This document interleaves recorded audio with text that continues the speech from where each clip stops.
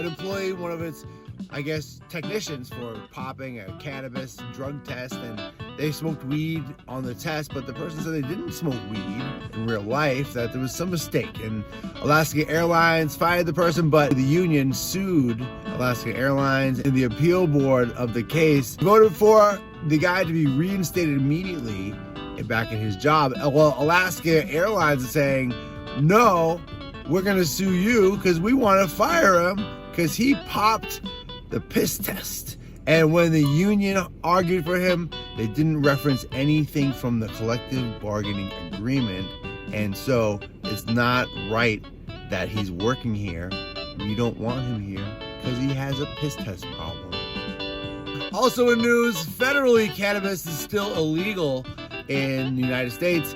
The Biden administration had made advisement about a year ago to the law enforcement, to the judicial system, that they should not be putting people or arresting people for cannabis or putting people in jail for possession charges. Well, it turns out the number of people arrested for cannabis possession has increased significantly even over the past year.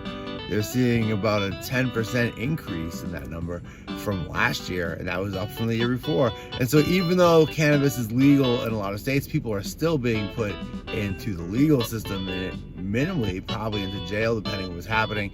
And while it's not illegal to have possession some places, things like distribution and conspiracy and drug trafficking are still charges for folks. Cannabis is still being used to violate people's civil rights and constitutional rights, and people are being pulled over for the smell of cannabis. That's still happening, and people have to go to court and get expensive lawyers and defend themselves, and they're stealing people's money. And this is just people I know recently.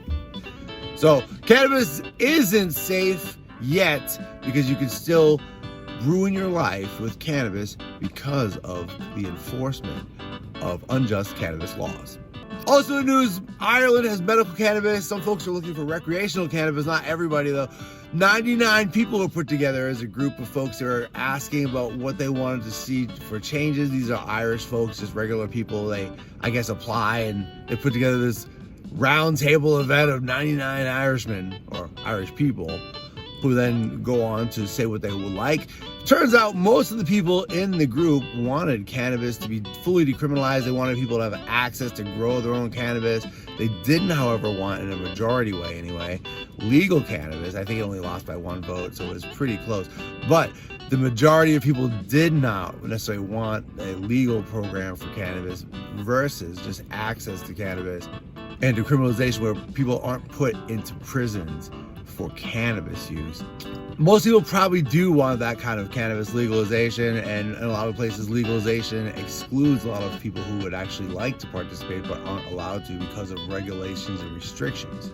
Thanks for watching The Wash Daily.